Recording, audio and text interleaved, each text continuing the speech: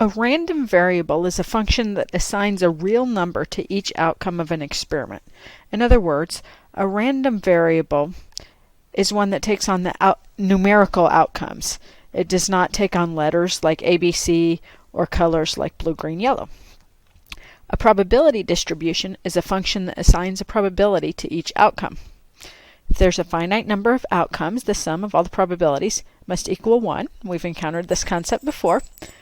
Each probability has to be between 0 and 1. Remember, if the probability is 0, we call it an impossible event. If the probability is 1, we call it a certain event. So through our probability distribution, each possible value of the random variable receives a probability. The expected value of a random variable is given by multiplying each of the probabilities times the values of the variable, and then adding them all up. Let's do an example. Here we have a probability distribution. Let's notice that if we add all the probabilities, they should add up to 1.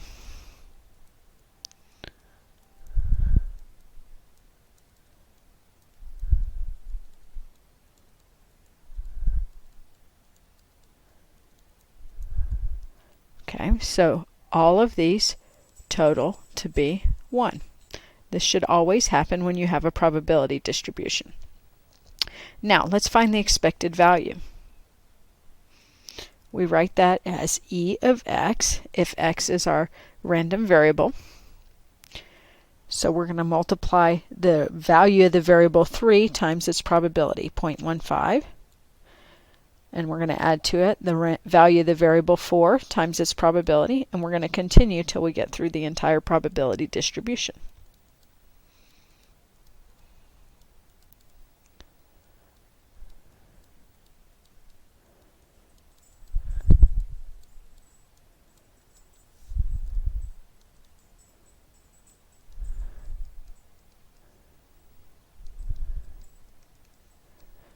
Nine times 0.05 will be the last item in our total, and if we add all this up, we get an expected value of 5.28.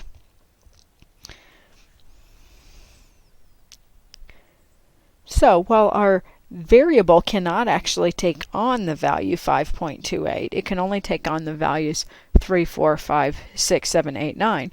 This tells us what is the most likely to happen. We would expect the most common results of this experiment to be 5s and 6s.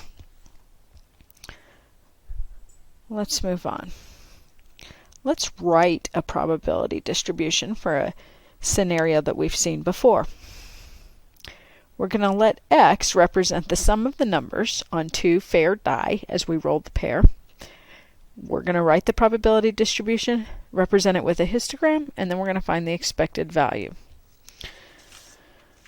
So first, we write down all the possible values that x can take on.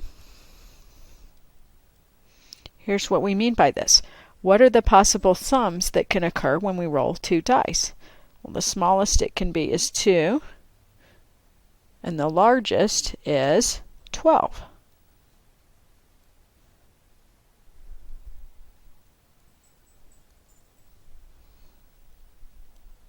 And now we need to find probabilities for each of them. In order to find the probabilities, we need to think about the sample space. How do we determine the probability of rolling a sum of 2 when we roll 2 die? Well, we remember that there are going to be 36 possibilities because each of our outcomes can be described by an ordered pair. In this case, one die will have a 1 and the other will also have a 1. This is the only way to get a sum of 2, so our probability will be 1 out of 36. If we try to get a sum of 3, what will happen? We can have 1, 2. We can have 2, 1. Remember, the different orderings will be different outcomes.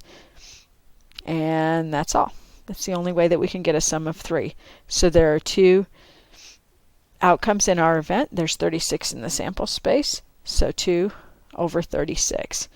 And you could reduce that, but I'm not going to, because if they all have the same denominator, it'll be easier to see what their total is and easier to do arithmetic with it. Let's move to 4. So 4, we could have 1, 3.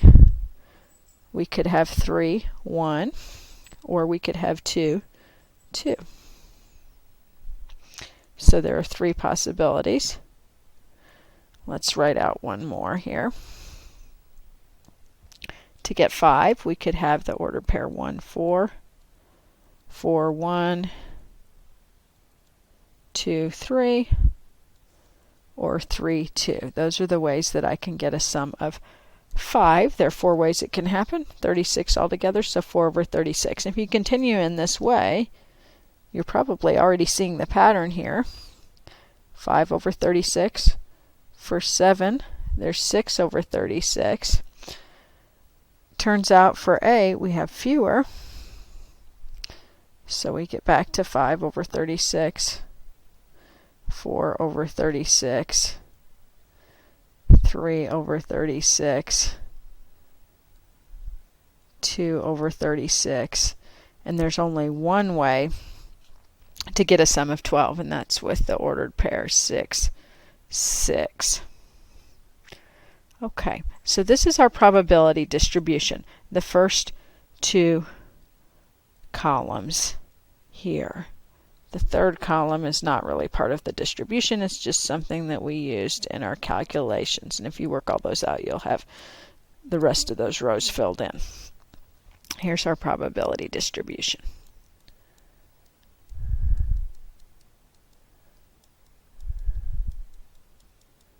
Now let's use this to make a histogram.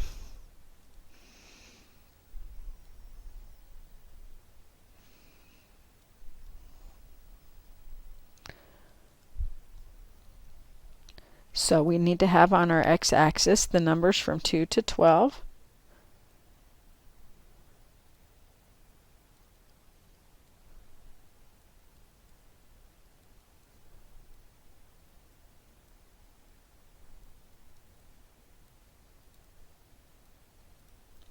And our y-axis, we want to have probabilities that go up to a maximum of 6 of 36. That's why it's nice to have them all with the same denominator.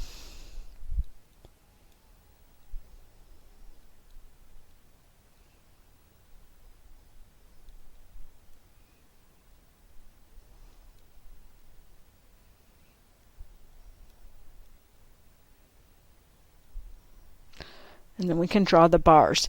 Your bars should be centered above the value of the variable. In other words, my first bar will have the 2 at its center.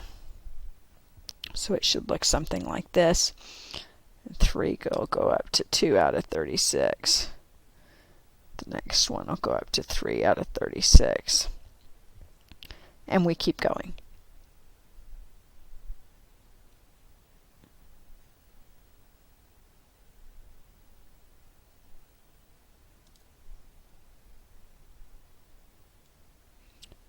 The tallest bar is for 7, and that's 6 out of 36.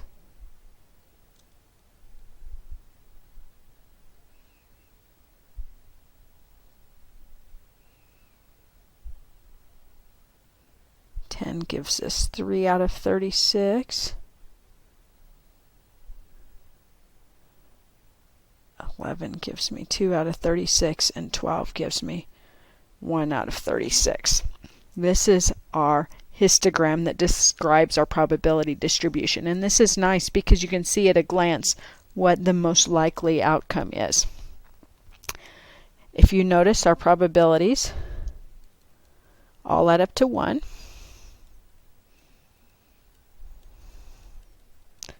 If you add up all those numbers. Now let's find the expected value. Our expected value will be, let me move down where I have more space.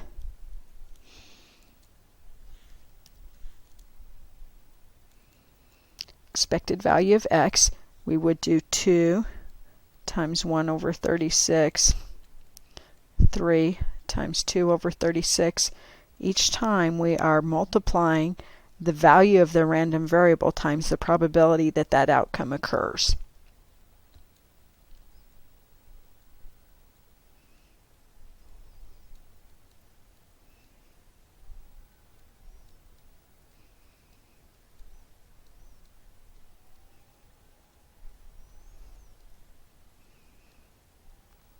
Eight times 5 over 36, then 9 times 4 over 36. Again, we're glad that we wrote it with a common denominator.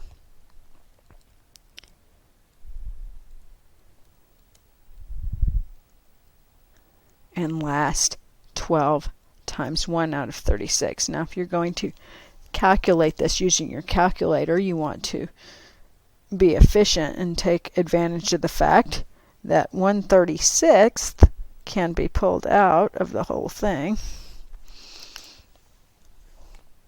And so 2 times 1 will be 2, plus 6 plus 4 times 3 would be 12, 20, 30, 42, 40. 9 times 4 is 36, 30, 22, plus 12. Before we calculate all this, what do you think the expected value would be? Ask yourself, what would be your best guess at what the outcome would be if you had to guess? We end up with 252 over 36, which is 7, which certainly seems reasonable based on the histogram and the probability distribution above. Let's suppose that an organization is selling raffle tickets for $1 each.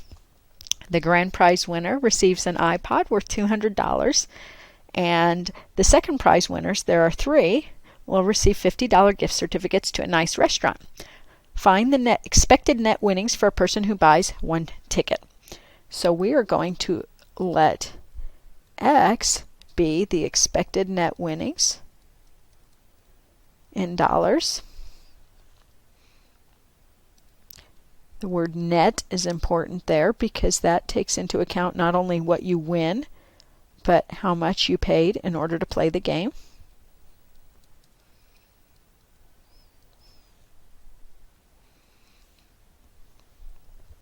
And now we're going to make a probability distribution that includes all the possible values of our random variable. So we're going to need a column for x and a column for the probability of x, and a lot of times it's helpful to add a third column that's descriptive so that you can figure out your probabilities. Here, what are the outcomes that can happen? We could win an iPod. We could win dinner, or we can win nothing. If we win the iPod, what are the expected net winnings? Well, the iPod is worth $200, but it cost $1 in order to play, so that gives me a value of $1.99. What about dinner? Value of $50, but it cost $1 to play, so that puts me at $49. What if I win nothing? What are my expected net winnings? -1 because I spent $1 out of my pocket to play, but I did not receive anything back. Now we calculate probabilities. We have 1,000 tickets that are sold. Only 1 wins the iPod, so that since all of our raffle tickets are equally likely to win, we can take the number of winners divided by the total number, so 1 over 1,000, and so that'll give me 0.001. What about dinner? There are 3 of these out of the 1,000, so 3 over 1,000 gives me 0.003. How many win nothing? Well, there are 1,000 altogether. 4 people won something, so that means 996 won nothing.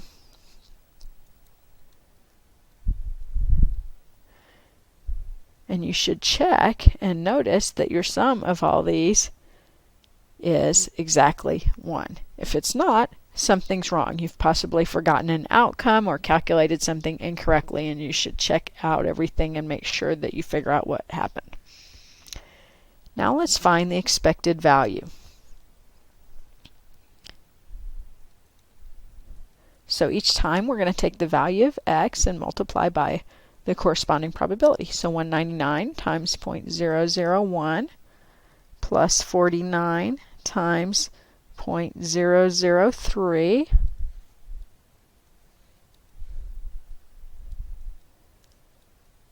plus, make that minus 1 times 0.996. If you add all this up, you should get negative 0.65. So the expected net winnings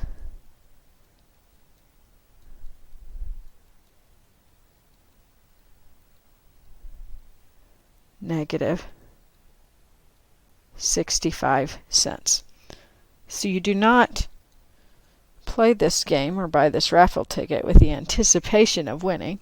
You're probably spending the money in order to support the cause. And that's just fine. Let's move on. Let's suppose that we have an insurance company and a car insurance policy. The yearly premium for the insurance policy is $2,300 for a customer in a certain category with a certain driving record. Statisticians, and there are many that work for insurance companies, the statisticians have determined that a person in this category has a 0.007 probability of having a major accident that costs the insurance company $100,000 and a 0.015 probability of having an accident that costs the insurance company $30,000. And those probabilities are for in 1 year. What's the expected value of the insurance policy to the customer and then also to the insurance company? So we need to let our random variable represent one or the other. Let's let x represent the expected value to the customer, and we're going to remind ourselves that that's going to be net.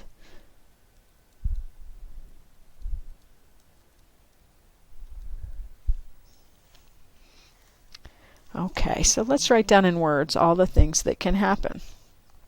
We can have a big accident.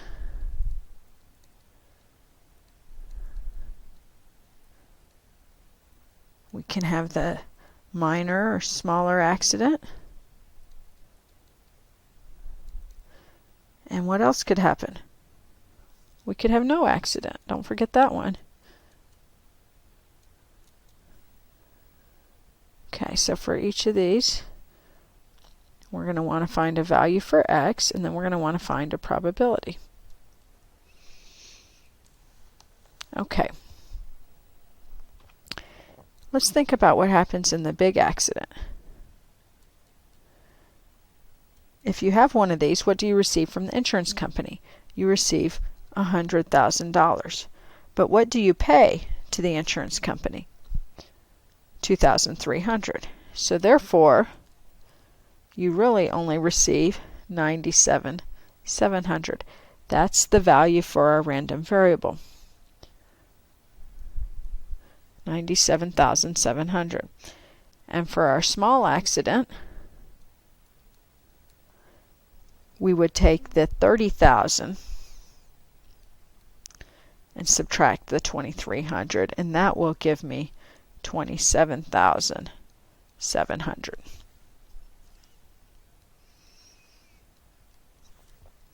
Now, what would be the value of x if I have no accident? Well, in that case, what did I receive from the insurance company? Nothing. But what did I pay? $2,300.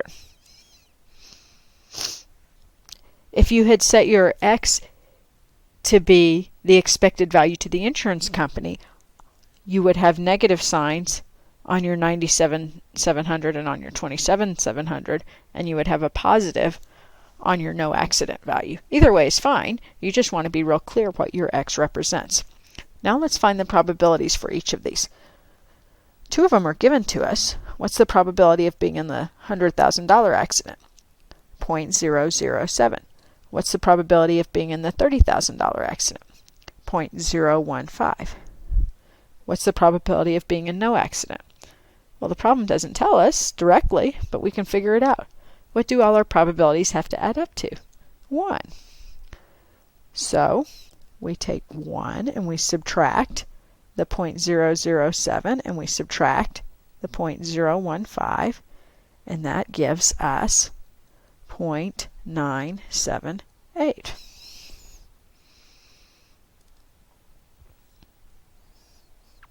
So here we have our probability distribution. Now let's find the expected value. So each time we take the value of our random variable, multiply it by the probability, and add them up.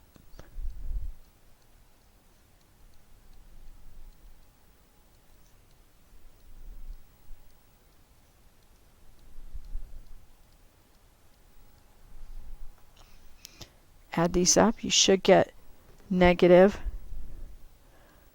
1150. And so our expected value to the customer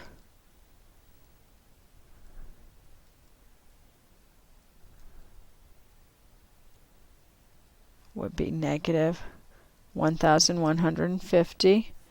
And the expected value to the insurance company, then, what will that be?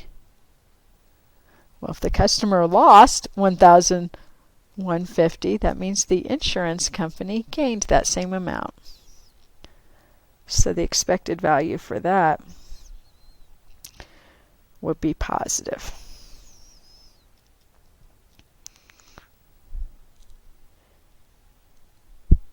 That's the amount that the insurance company would expect to receive from a customer in this category, which allows them to make a profit, but allows the customer to be covered in case there is an accident. I hope this lesson helped you to understand expected value. Good luck, and I will see you next time.